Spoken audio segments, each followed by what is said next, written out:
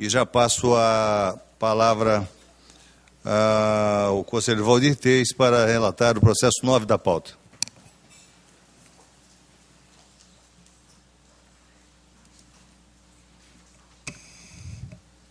Senhor presidente em exercício, conselheiro José Carlos Novelli, trato o processo número 5968, dígito 4, das contas anuais do exercício de 2009 do Consórcio Intermunicipal de Saúde do Oeste de Mato Grosso, gestão do senhor Nilton Borges Borgato. Consta nos autos o relatório preliminar de auditoria da Secretaria de Controle Externo da 5ª Relatoria, apontando 31 irregularidades. Regularmente notificado, o gestor apresentou sua defesa, cuja análise técnica apontou a permanência de 24 irregularidades, as quais são de natureza grave. O Ministério Público de Contas, representado pelo Procurador-Geral Substituto, Dr. Alisson Carvalho de Alencar, emitiu parecer no sentido de julgar irregulares as referidas contas com aplicação de multa e ressarcimento. É a síntese do relatório do senhor presidente. Com a palavra, excelentíssimo Procurador-Geral do Ministério Público de Contas, Dr. Gustavo Deschamps. Senhor presidente, senhor relator, senhores conselheiros, o Ministério Público de Contas mantém o parecer pela irregularidade das referidas contas, conforme relatado. Em discussão, na discussão, há um pedido de sustentação oral pelo senhor Nestor Fernandes Fidelis, advogado. Tem 15 minutos para realizar a sustentação oral, na forma do nosso regimento interno. Excelentíssimo senhor presidente, em exercício, excelentíssimos senhores conselheiros, cumprimentamos em nome do eminente relator, conselheiro Valdir Teis, excelentíssimo senhor procurador de contas, senhoras e senhores, servidores. O Consórcio Intermunicipal de Saúde do Oeste de Mato Grosso vem fazer uso da sua defesa pela via oral, a fim de tentar elucidar alguns fatos que reputa como muito importantes e na busca da verdade real. Dos 24 itens restantes, como insanados, apesar da defesa apresentada, alguns merecem alguns apontamentos aos quais passamos a fazê-lo.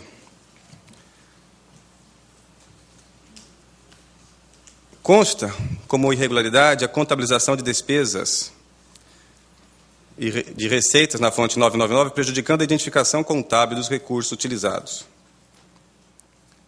Foi apresentada a defesa no sentido de que, a partir do exercício de 2008 em seguida, e nossas contas do ano de 2008 foram julgadas também no finalzinho do exercício, passaram a ser tratadas de modo diferente. Mas, assim como acontece nesse ano, no exercício passado também o julgamento aconteceu somente no final do exercício.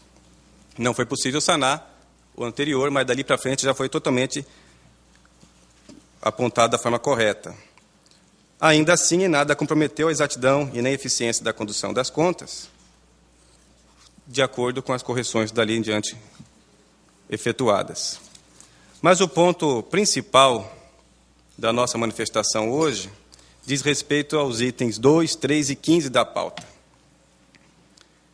Mais precisamente com relação ao pagamento em atraso de contas de energia elétrica, telefonia e também de recolhimentos previdenciários.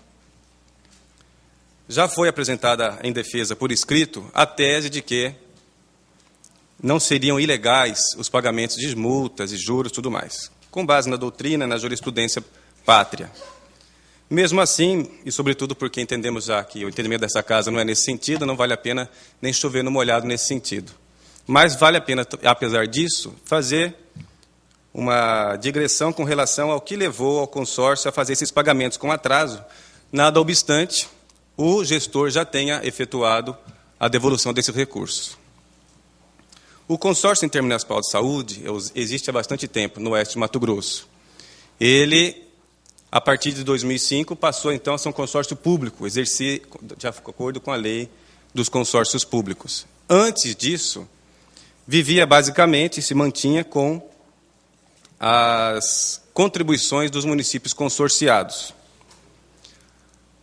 Mas, a partir do ano de 2006, encerramento do ano de 2006, foi firmado um convênio com o Estado de Mato Grosso, por meio da Secretaria de Saúde do Estado, no qual foi possível, através desse convênio, que o consórcio colocasse em prática muito mais atividades do que conseguiria por recursos próprios. O consórcio, basicamente, hoje, ele somente conseguiu elevar de 8 para 21 as especialidades médicas, ele somente consegue pagar adicional de interiorização como incentivo aos médicos, ele só pôde comprar 4 ônibus-leitos nesse exercício para fazer o transporte dos passageiros das linhas até Cáceres e até Cuiabá, por conta deste convênio firmado com o Estado de Mato Grosso. Ocorre que, em alguns meses do exercício de 2009, a Secretaria de Estado de Saúde atrasou o repasse para o consórcio intermunicipal de saúde. Nada obstante, as contas do Secretaria Estadual de Saúde tenham sido, há 2 sessões, aprovadas aqui por este plenário. É claro que o convênio não deve suprir todas as necessidades e as despesas correntes do consórcio intermunicipal de saúde. No entanto, é uma realidade fática, não há como negar, que somente por meio deste consórcio foi possível por meio deste convênio, foi possível que o consórcio colocasse em prática todas as suas atividades que vêm sendo realizadas atualmente. Há, então, a forma de contribuição por parte dos municípios consorciados, e essa contribuição vem sendo utilizada como contrapartida deste convênio. O convênio realmente é algo muito importante hoje para o consórcio. Aliás, ele tem encerramento no final desse exercício, e se não for renovado, não pode mais ser renovado, se não for firmado um novo convênio, no próximo exercício de 2011, certamente o consórcio vai ter que modificar totalmente o seu modo de agir, diminuindo em muito o atendimento aos usuários do Serviço Único Unificado de Saúde. O fato é que, com aquele caixa que foi gerado o consórcio tinha dinheiro em caixa, mas não pagou em dia suas contas. Esse é o ponto principal, inclusive, do apontamento dos auditores. Optou por não fazer uso do seu caixa, para que pudesse adquirir os ônibus há pouco citado, 4 ônibus-leitos, e usar somente os repasses da SES e a contrapartida dos consorciados para poder fazer frente às suas despesas mensais. Ainda assim, como já dissemos, estas contas pagas em atraso já tiveram seus recursos devolvidos pelo próprio gestor, de modo que não faz necessário, não houve dano, não se faz necessário, ao nosso ver, o apontamento, a imputação de multa ao gestor, por conta que já foi sanado e não há irregularidade, não houve ineficácia, tampouco dano ao erário nesse sentido. Outros pontos que trazem aqui os nossos apontamentos dizem respeito às licitações. Algumas licitações, na modalidade convite, houve o apontamento de que não há valor estimado para que se gaste, então, a essa modalidade de licitação. Infelizmente, há um equívoco nesse sentido, porque dos autos, inclusive após esse apontamento, nós corremos a verificar todas as licitações desse ano, em todos os procedimentos há sim um valor estimado, no termo de referência. O que não há são os orçamentos, que é fase interna, que não necessita constar dos autos. A lei de licitações deixa bem claro que é anexo necessário do edital de licitação, a minuta de contrato, o termo de referência, que dá o valor estimado, até para que seja possível se chegar a qual modalidade licitatória vai ser utilizada. De modo que não procede, por engano, esta questão de que não haveria valor estimado. Há também, na licitação, carta convite número 5, número 6, a ausência de assinatura de todos os participantes da licitação. E como nós sabemos, nas licitações não se faz necessária a presença dos licitantes. Basta que encaminhe seus envelopes de habilitação, de documentos, de proposta, e não necessariamente tem que estar presente na licitação. Mesmo porque uma licitação que ocorre no município de Cáceres pode ter participação de uma pessoa de Manaus, do Rio Grande do Norte, de onde quer que seja, e não se faz necessária a presença. Há um apontamento também de que nem todos os membros da licitação assinaram o termo às atas. Realmente, houve ocasiões em que nem todos assinaram porque não estavam presentes. No exercício de 2009, os membros da Comissão de Licitação do Consórcio Intermunicipal de Saúde do Oeste eram secretários municipais de saúde. Todos os anos, até no ano passado, era assim. Esse ano já foi corrigido por nossa orientação. Infelizmente, nem somente no consórcio de Cáceres, mas em vários consórcios, inclusive nas prefeituras, secretários estão fazendo parte das comissões de licitação, que não convém, porque são eles que iniciam, então, o procedimento de compras governamentais. E são agentes políticos, não são agentes públicos comuns. E, nesse caso, eles faziam parte. E, como são secretários de saúde, os secretários de saúde são as pessoas que compõem o Conselho Técnico do Consórcio Intermunicipal de Saúde, e para reunir esses secretários também não é fácil, quanto mais para reunir todos eles nas licitações, Por conta disso, orientamos que não sejam, então, membros mais da comissão. No ano passado, eles eram membros. Em alguns casos, não se fizeram presentes. O que não impedia que depois a administração do consórcio buscasse a assinatura dessas pessoas, mas não fez assim porque realmente eles não estiveram presentes. Seria montar a licitação e não é a finalidade do gestor, do prefeito de Glória do Oeste, no caso, o presidente do consórcio. Há um apontamento de que na licitação número 4, o valor de R$ 22.500, não houve razoabilidade do valor do certame. R$ 22.500 para a contratação de serviço de advocacia por um exercício inteiro. Está muito abaixo dos valores cobrados por outros consórcios e, inclusive, pelas prefeituras. Se buscarmos a tabela sugestiva de honorários da OAB, verificaremos que um parecer jurídico muito bem fundamentado vale muito mais do que uma mensalidade disso aqui, que está sendo apontado. Então, não há que se falar em falta de razoabilidade e de prejuízo em economicidade. Ao contrário, foi muito econômico, inclusive. Com relação à assinatura ao termo de referência, novamente, a mesma questão, no termo de referência ao valor estimado. No convite 01, 03, as mesmas questões. O termo de referência consta lá o valor. A licitação número 01, tomada de preços, há 5 apontamentos. O primeiro deles é a ausência de comprovação do valor da contratação. Foram contratados serviços médicos, consultas e exames médicos, por valor de R$ 30 a R$ 40. Qualquer um de nós aqui presentes nesse plenário não consultamos por esse valor. Nem pagamos mensalidade em plano de saúde por esse valor. Como falar que não há economicidade no pagamento de contratos de R$ 30 por consulta? Claro que houve economicidade, razoabilidade. O valor estimado para se chegar a essa importância é com base na tabela SUS e na tabela da Unimed. Mesmo assim, fica bem abaixo da tabela da Unimed. Então, houve, sim, razoabilidade e os valores são baixíssimos.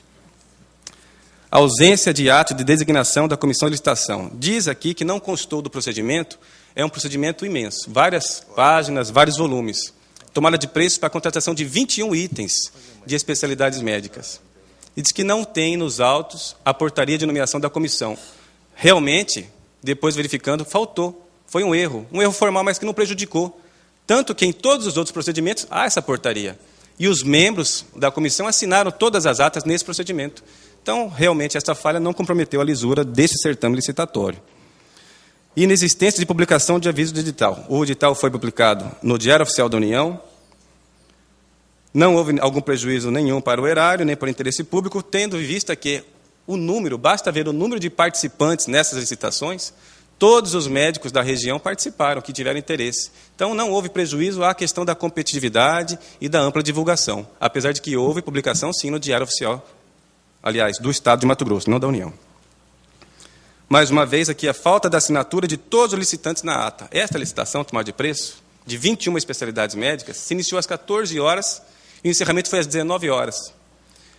Quem participou do lote 1, do lote 2, não ia ficar até o lote 20 esperando para assinar a ata.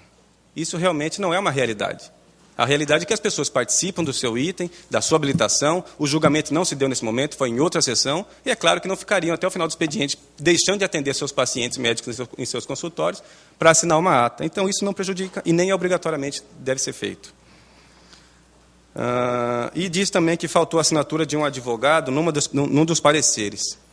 Essa licitação, a assessoria jurídica que acompanhava na época, ela participou em diversas sessões, inclusive eu, particularmente, que, como na época fui convidado a participar dessa licitação, fiz vários pareceres, houve recursos de habilitação, recursos de julgamento, houve vários pareceres, de modo que somente aquele parecer, que é uma assinatura, na verdade, que o advogado faz, com relação, que já vem pronto para o advogado, e que, infelizmente, nem todos os advogados analisam a licitação, eles apenas assinam o que vem pronto. Faltou uma assinatura, não, salvo engano, no edital, ou então no final, que é a assinatura que indica para a homologação. Mas isso não quer dizer que não houve uma participação ampla da assessoria jurídica nesse procedimento. E tampouco que deixou, então, de se responsabilizar os advogados que assinaram, que participaram. Eu redigi as atas dessa licitação. E está lá meu nome na ata, como auxiliar da secretaria da comissão. Não houve prejuízo algum nesse sentido, e, na verdade, foi a licitação do ano passado que mais houve participação da assessoria jurídica, que na época era contratada. Outro item é a contratação da doutora Gláubia Pinheiro. Eu estou falando tanto rápido porque são muitos itens, e são questões importantes que devem ser analisadas. Eu alertaria Vossa Excelência que Vossa Excelência tem 3 minutos para concluir. Obrigado, Excelência. Questão do item 10, a contratação da doutora Gláubia Pinheiro. A doutora Gláubia era contratada por meio de uma licitação, ela pediu o cancelamento do seu contrato. E mais adiante houve, então, o cancelamento amigável do seu contrato. Posteriormente, médica.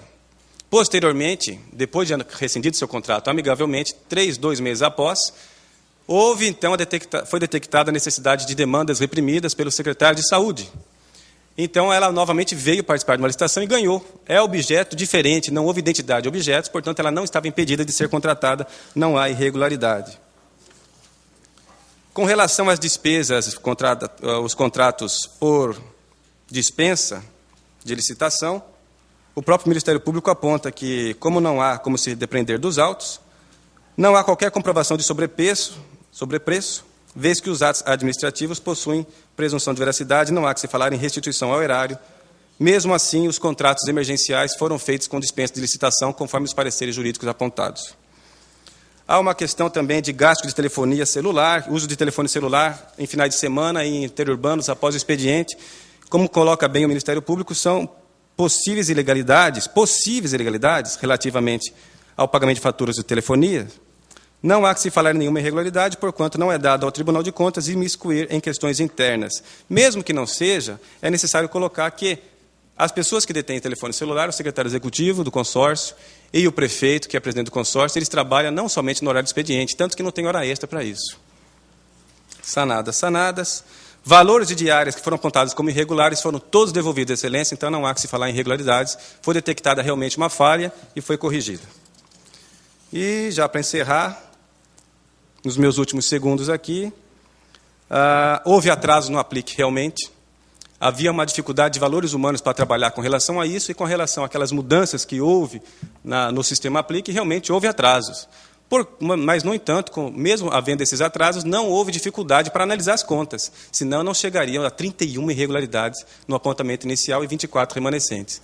Houve atrasos, já foi corrigido, o sistema de controle interno está muito mais eficiente, acolhendo o parecer do Ministério Público, e tudo isso que nós falamos rapidamente aqui é para solicitar, para requerer que seja olhado com justiça e com economicidade, porque não houve má-fé, não houve dano ao erário, e o Consórcio Intermunicipal de Saúde vem, então, apesar dessa rapidez toda, requerer que seja julgada regular suas contas, conquanto com os devidos aconselhamentos, que é uma das funções principais desse tribunal. Muito obrigado. Continua em discussão. Senhor presidente. Para discutir, o conselheiro Humberto Bozai. Eu ouvi atentamente aqui a defesa do doutor Nestor Fidelis, é parente do Walter Fidelis? Daquele rapaz. Puxa, que satisfação. Seu pai realmente fez um brilhante trabalho quando deputado representante daquela região. Me chamou a atenção uma coisa que eu tenho observado, que é o repasse atrasado da Secretaria de Saúde para os consórcios. Isso tem causado um transtorno muito grande. Tanto é que o déficit orçamentário do governo, já estou começando a estudar conta de governo, é uma coisa assombrosa, perto aí de 100 milhões. Né? Me chamou muita atenção o que o doutor Nestor colocou, porque isso dá um impacto lá na prestação de contas dos consórcios, além da prestação de serviço do consórcio, ela ficar extremamente prejudicada numa região que é um continente, que é a região de Cáceres. É um município que eu conheço muito grande. Eu não sei qual vai ser o voto do relator, mas está aí uma defesa oral feita com bastante eficiência. Citou todos os pontos, obviamente que o tempo é curto, falou do valor estimado das licitações, os valores de referência, citou muito bem a questão da tabela do profissional de advocacia, que está sendo paga, inclusive, abaixo da tabela da OAB, né, do plano de saúde, da tabela, mostrando a economicidade, em virtude dessa tabela, ela ser inferior à tabela do SUS, inclusive a tabela da Unimed, que é o plano de saúde mais conhecido por nós todos. Uma coisa que nós temos a observar, quando o auditor vai auditar essas contas, é que, às vezes, a publicação de determinada licitação está lá no Diário Oficial da União. E aí não há pesquisa. Aí vem para os autos a não publicidade, o que ele contesta, com razão, que foi publicado no Diário Oficial da União. Outro aspecto que eu acho interessante, é o terceiro caso que vejo aqui agora este ano, é da contratação de uma médica, de um profissional da área de saúde, que por motivos A ou B, e esses médicos, para ir para o interior, uma dificuldade muito grande, pela carência de profissionais, por qualquer coisa, eles brigam com o prefeito fica praticamente na mão deles, aí eles trabalham o primeiro, o segundo, o terceiro mês, ele acha uma proposta melhor, ele deixa a prefeitura, cria-se um problema de ordem trabalhista, mas, felizmente, o doutor Nestor nos afiançou que foi feito um acordo amigável. E os contratos emergenciais, que ele trouxe à tona nessa discussão, que o próprio Ministério Público reconheceu que não há sobrepreço. Portanto, eu não sei qual é o voto do ilustre relator, mas eu quero dizer, eu quero fazer essas considerações e dizer ao doutor Nestor que eu fiquei convencido da sua tese. Continua a discussão. Aproveitando... Só um momentinho. Com a palavra o conselheiro Valdir Teis. Obrigado, senhor presidente. Aproveitando o que disse o conselheiro Humberto Bosaipo, até uma questão de coincidência, ontem o conselheiro Domingos Neto esteve no nosso gabinete discutindo algumas questões técnicas, enfim, e o conselheiro Domingos Neto levantou uma questão importante que o conselheiro Bosaipo disse: o atraso no repasse dos valores dos convênios pelo Estado. Quando isso ocorre, e o conselheiro Domingos Neto me perguntou: Valdir, não é possível instaurar uma representação interna contra o secretário que provoca esse atraso? E nas nossas conversas, conselheiro Bosaipo, nós chegamos à conclusão que é possível, sim, porque é o seguinte: quando o governo ele firma um consórcio ou firma um convênio com algum ente, lógico que tem que ser do Estado, ele se compromete em repassar aquele determinado valor para aquele consórcio, consequentemente ele tem que extrair da sua disponibilidade financeira esse valor e fica como dotação financeira para atender aquela necessidade. E depois vem os atrasos e, normalmente, o que acontece? O gestor do consórcio confia no repasse, compromete o consórcio fazendo as despesas, contratando os serviços e tudo que lhe é de direito e de obrigação, e, vou usar uma palavra bem chula, depois fica com o mico na mão, porque acaba acontecendo um déficit orçamentário e financeiro em razão da omissão de alguém que se comprometeu e não cumpriu. Principalmente a Secretaria de Infraestrutura. A saúde também é assim, a educação também tem isso. É o assunto inteiro, mas a Secretaria de Infraestrutura tem deixado esses municípios, às vezes, no repasse na mão, só para corroborar com a tese de vocês. Obrigado. Justamente. Então, eu acho, presidente, que nós temos que começar a tomar umas posições quando isso ocorre diferentes. Analisar a questão, lógico, da gestão do consórcio, mas instaurar representações internas contra o secretário que se omitiu em passar no prazo conforme está estabelecido no dito documento de convênio. E assim, talvez que esse tribunal possa fazer com que nos municípios onde são geridos e executados esses serviços dos consórcios, não ocorram essas falhas, esses problemas que muitas vezes comprometem, inclusive, a vida do prestador de serviço ou do fornecedor do consórcio. Então, isso é um problema sério que acho que é possível corrigir a partir de agora. Que ontem o conselheiro Domingos Neto levantou me fez repensar essa questão justamente da responsabilidade do gestor que não passa o recurso no tempo certo, porque ele é obrigado a fazer a dotação daquele recurso para aquele consórcio. Só para contribuir, acho para a gente começar a repensar essas questões. Sim, conselheiro Valdir, concordo plenamente com Vossa Excelência e passo a palavra agora ao auditor substituto conselheiro Dr. Luiz Carlos Pereira para se manifestar ainda na discussão. Obrigado, presidente. Só um comentário em cima do que o conselheiro Valdir Teis falou. Realmente, de fato, no meu entendimento aqui, grosso modo, procede, até porque é feito um contrato de rateio, né? Então, há uma obrigação legal contratual desse repasse, né? Então, se não é feito, realmente deixa a outra parte numa situação difícil. Em segundo lugar, eu queria fazer um elogio, não estou entrando na parte do mérito, até porque muita coisa aqui a gente não tem como analisar a sustentação de Vossa Senhoria. Mas eu queria fazer um elogio, porque eu achei muito técnico, foi uma das melhores defesas orais que eu vi o tempo que eu estou aqui esse ano, que se prendeu exclusivamente às irregularidades, abordou cada ponto, e isso, pelo menos para mim, facilita muito o meu convencimento. Porque muitas vezes a gente até dá vontade de dar orientação à sociedade, quem vem fazer sustentação oral, dos 15 minutos que tem, às vezes passa 10 minutos fazendo um discurso retórico que não tem nada a ver, muitas vezes, com as irregularidades que estão apontadas. Isso prejudica até a parte. Só mais um comentário, aí sim, até no sentido de orientá-lo, que Vossa Senhoria colocou que o tribunal entende que o pagamento de multas e juros seria uma ilegalidade, que Vossa Senhoria entende que não é. De fato, não é ilegalidade. Nenhum tribunal nunca colocou que até é devido, porque até nos aproxima, no caso de uma conta de luz, conta de telefone, como uma administração privada. Quer dizer, se não foi pago naquele dia, você tem um contrato com a empresa de energia, você tem que pagar aquela multa. Mas aí não há questão de ilegalidade. O que há é um dano ao erário. Aí o ressarcimento. É o ressarcimento, caso esse dano ao erário que foi causado pela mora no atraso do pagamento daquela conta de energia, se houver a responsabilidade, for injustificada do gestor que realizou, então ele causou sim um dano ao erário e há a responsabilidade dele. Nesse caso, professor Viana, para colocar, apesar de que não, como nós colocamos e pelo visto está sendo bem compreendido, não foi da responsabilidade do gestor. Ainda assim, ele devolveu o recurso, com recursos próprios. Entendi. E obrigado pelo elogio, eu vou colocar no meu currículo. Está sendo gravado, né? Continua em discussão, não havendo...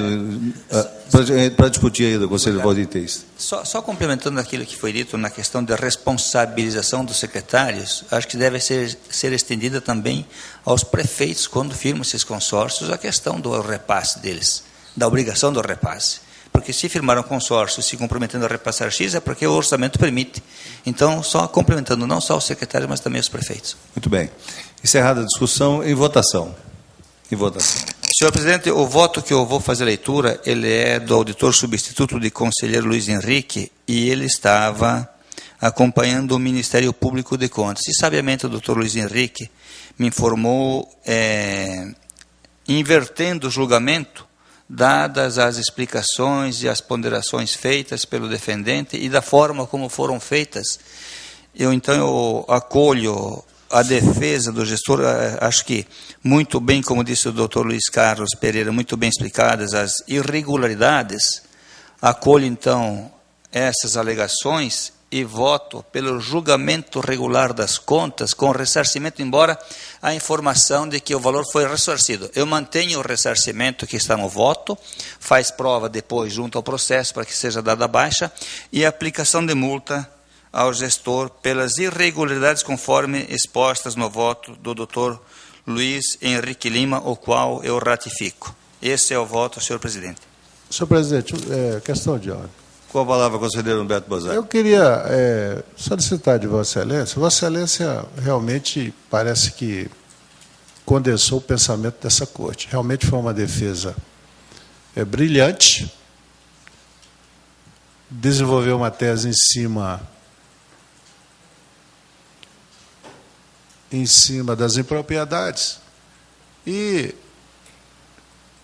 eu gostaria que Vossa Excelência tirasse o ressarcimento, porque quando o senhor acolhe mesmo imputando a parte que comprove depois, é uma questão burocrática, ele vai fazer isso, mas eu faço oralmente essa petição a Vossa Excelência para tirar o ressarcimento, uma vez que todos nós já ouvimos e Vossa Excelência acatou do advogado de defesa que esse ressarcimento foi feito. Obviamente, se a sua assessoria comprovar que não foi feito, acionar a parte. Só me permite complementar. Eu falei que eu estava fazendo a leitura do voto do Dr. Luiz Henrique, embora entendendo a alegação de que houve o ressarcimento, faz prova do ressarcimento, porque não vamos aqui dizer que não esteja falando com a verdade, vamos admiti-la.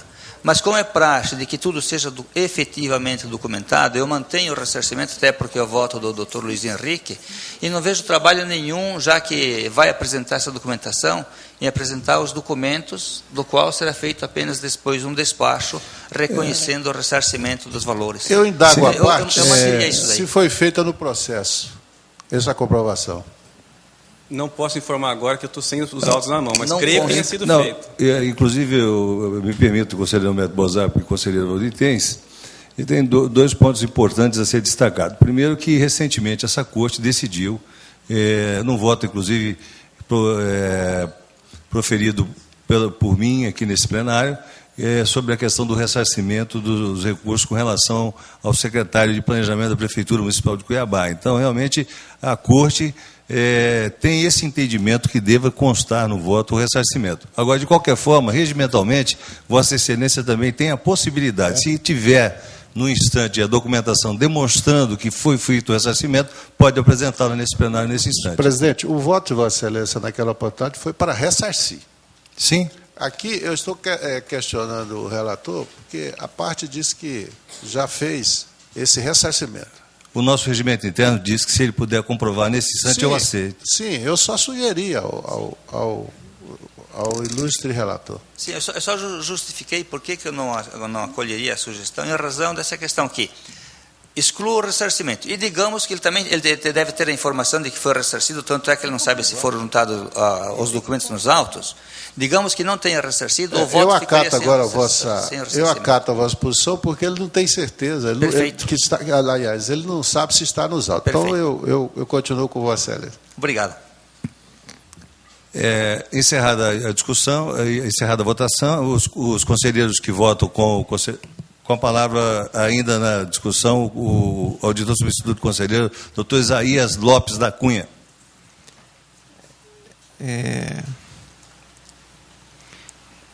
Consta aqui várias ausências de retenção de imposto de renda retido na fonte. Sabe? O imposto de renda é uma receita que pertence ao ente.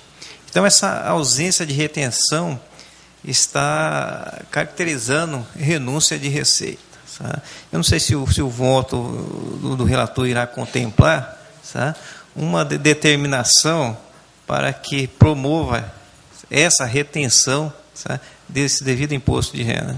Eu pergunto ao conselheiro Valdir se atende. Sim, consta na determinação do voto essa questão.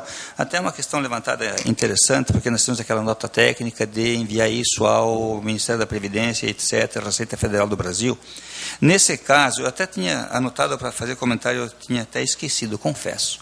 Nesse caso, senhor presidente, eu acho que nós temos que rever aquela nota técnica em razão de que, doutor Isaías usou o termo certo, quando nós não obrigamos o gestor a fazer a devolução ou ressarcimento ao ente daquele valor de imposto de renda que deixou de ser descontado e se faça a remessa para a Secretaria da Receita Federal, com certeza esse recurso acaba sendo uma renúncia da Receita, porque a Receita Federal faz uma análise da viabilidade de uma fiscalização. Isso vai passar de eterno, esses pequenos valores não serão fiscalizados e o município perde essa receita. E no voto do Dr. Luiz Henrique consta o ressarcimento justamente desses valores, porque quando o contador que faz essa contabilidade, ele sabe quanto deve ser descontado de imposto de renda na fonte.